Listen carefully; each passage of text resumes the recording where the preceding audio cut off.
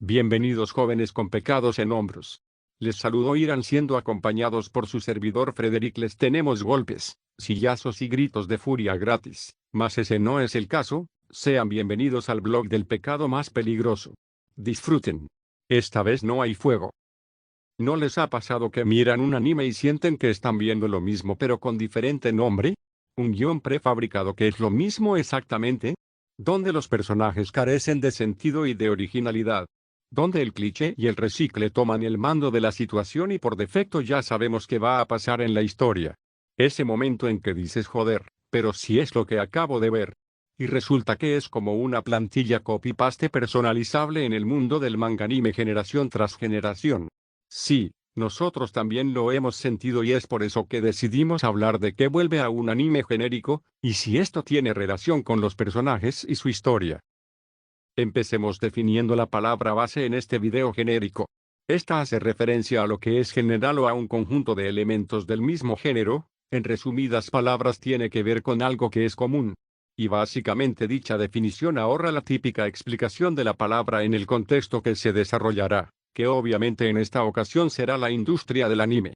Dicho esto, podemos agregar que este término es mayormente usado para hacer referencia a los personajes o historias bastante explotadas por los directores de cualquier anime. Estas causan una reacción en el espectador tipo ya he visto esto pero con otro nombre. En efecto, ver la misma cosa de manera repetitiva, hostiga al público y por lo tanto provoca que la serie decaiga.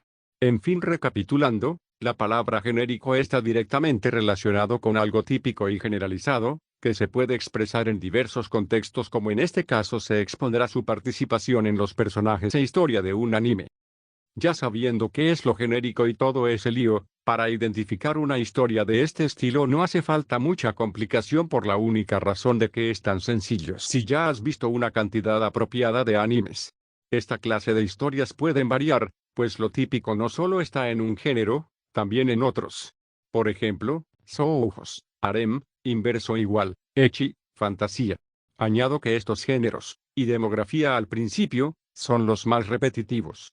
Otra cosa, las historias son totalmente diferentes entre sí dependiendo del mismo género. Un shoujo no contendrá lo mismo que uno de horror. Por eso mismo, para hacerle alusión al título y pregunta, traigo dos ejemplos de dos diversos géneros y cómo fácilmente puedes identificar lo tan típico que es. Empecemos por la fantasía. Lo más típico que podemos ver en esto radica en su inicio y tenemos una de dos. El personaje principal termina cayendo en un mundo nuevo donde cosas relacionadas a la fantasía o magia abundan, ¿no? Simplemente, nos lo presentan desde un principio como un ovadas, aunque no he visto varios de estos. Luego nos meten que hay cierto conflicto que se debe resolver porque puede correr peligro X cosa. No hace falta añadir a la protagonista principal de la que posiblemente se enamore. Cabe agregar que esto nunca falta, así que supongamos que esto no es malo. No olvidemos añadir que, si se trata de uno ya dentro de ese anime, se carga algún pasado trágico que no rompe tu corazón. El otro ejemplo vendría siendo el aclamado y típico ecchi con sus saquitos de cemento. En este género nunca falta la pelirroja buena que, o es la protagonista femenina o un personaje de lleno que está dentro del harem. Mencionando al harem, el ecchi normalmente tiene eso a su lado, porque ecchi más harem igual el encanto para tristemente varios. La historia en los ecchi no es la mejor y al protagonista siempre le terminan cayendo mujeres lindas, siendo este de poco atractivo. Como si esas cosas pasaran. También no hace falta sumarle que este mismo termina saliendo con tintes de princesa o un pervertido que lo oculta. El día que encuentre un anime ecchi que no tenga interés en que las monitas se le exhiban, será felicidad pura. ¿Cierto? No olvidemos el power-up y el fanservice excesivo que nunca debe faltar con sus caídas que están presentes en varios animes. Por otro lado, cuando el ecchi no viene con una historia tan interesante es lo menos agradable de ver, pues aunque en un principio trate de convencerte, te darás cuenta de lo muy floja que es la misma historia con un posible final amargo en cuanto disgustante y muy meh. Otras historias mundanas suelen estar en los shonen de peleas con el protagonista que tiene algún objetivo en mente y de cierta forma, o lo logra, o sus ideas cambian. Claro, menciono esto para los que no son muy buenos y que te recuerdan a otra serie y su protagonista. Recordemos igual que una loli nunca debe de faltar, señores. Sin ellas la historia sería lo mismo al menos que cumplan una labor. Una historia genérica, es decir, Por ejemplo, algún shoujo al compararlo con otro. ¿Posee personajes genéricos? Responderé a ello, por casi regla general. Existe la historia genérica de, inserte nombre de la protagonista es una chica estudiosa que no le interesa el amor. Cierto día conoce a inserte nombre del protagonista el cual tiene algún pasado misterioso, y es curiosamente bien parecido, se fija en ella y nace el amor. Personajes del anterior ejemplo, la chica antisocial, el chico frío pero acosador, el rival, la mejor amiga, la escuela. Sí, luego de ver tantas escuelas en los ojos parece parte del elenco la pobre locación. Y esto no solo se aplica en el shoujo, también lo vemos en el shonen donde hay algún antagonista que odia al héroe o a la humanidad por quién sabe qué razón, donde encontraremos la historia de lucho con mis amigos por la amistad y el bienestar del planeta con el héroe débil al inicio pero que logra aumentar su poder con solo ver a sus amigos. El héroe está en el suelo, medio muerto, le vienen flashbacks de sus amigos y las metas, entonces se enoja y como el antagonista no tiene amigos, pierde. Recuentos de la vida también tiene su parte aquí, ya que no voy a mencionar animes moe, donde alguien murió, muere, o va a morirse para que puedan recordar cómo pasó todo aquello / qué pasó durante ese momento y el cómo afectó a los de alrededor, y muchos estamos de acuerdo en que, sí, es nostálgico. Pero luego de ver al muerto de la infancia que regresa a darles el adiós, al que gracias a sus amigos pudo vivir nuevamente, recordando solo el cómo iba a morir, se vuelve de nuevo la misma historia y el mismo concepto con diferente nombre y género. Normalmente, un anime genérico incluye una historia genérica y personajes genéricos, porque lo que ya funcionó una vez, funcionará 2 o 1000 veces más. Aquí existen dos tipos muy comunes, aunque hay muchos más, el badass de por sí y el princeso que no sabe hacer mucho pero tiene un cambio repentino casi al final. Si bien esto ya se medio mencionó en cómo identificar algo ya tan visto, he aquí la versión extendida. El primero ya es muy visto, es de esos que desde el primer capítulo son personajes extremadamente fuertes, con poderes de mucha gama o capaces de irse contra varios terroristas a tan corta edad, porque tener 17 años y poder derrotar a casi una docena de enemigos es cool porque no tienes ni la menor idea de cómo en tan corto plazo tiene mayor potencia que un hombre adulto. Un ejemplo de este tipo es el Oni-sama que le he olvidado el nombre de Maoka Koko no Retosei. Nos lo venden como uno capaz de irse contra medio mundo a pesar de no ser capaz de controlar del todo la magia pero desafía todo tipo de leyes. Sé que desde pequeño era así pero, o la persona que les escribe esta sección ha olvidado algo que no vaya acorde a lo que escribe o recibió un entrenamiento o cosas similares a tan temprana edad. Sigue siendo imposible si hablamos de niños, que ni Dios le gana. Normalmente, esta clase de personajes no tienen un desarrollo marcado, mínimo tendrán uno. Que uno que comienza siendo débil y no tan conocedor para que con su debido tiempo vaya comprendiendo y quizá posea lo adecuado para irse con el jefe final con un poco de ayuda, al menos que aparezca un power-up. Luego están los princesos que de la nada obtienen un poder luego de ser defendidos la gran parte del tiempo. A princesos no solo nos referimos a aquellos que le temen tocar a una mujer su hombro, sino también a esos que se muestran sin el poder de mover un dedo, te tratan pero no lo logran. Tal vez mal uso la palabra pero es lo más cercano que tengo con esta clase de personajes. Un claro ejemplo es Yuki Rito de Tolobru con sus caídas que no tienen descripción alguna y un harem más grande que mi propia casa. No es necesario explicar las razones si ya se sabe el porqué. Oh, no olvidemos a los del yaoi. Tsunderes o tiernos. En fin, eso ya no le concierne a quien les escribe esta parte. Kudere, tsundere o una sin personalidad y carácter es lo más típico. En un anime de harem inverso la protagonista es un terrón de azúcar que quiere ver a todos felices, nos la muestran alguien tan amable que místicamente termina formando un buen harem que en la realidad no es ni tan posible. Hay que agregar que ocasionalmente resultan ser hojas de papel sin una personalidad y carácter fuerte faltante. Obviamente hay protagonistas muy destacables como la de Dance with Devils que se destaca por ser muy alegre, mas dejemos esto hasta allí.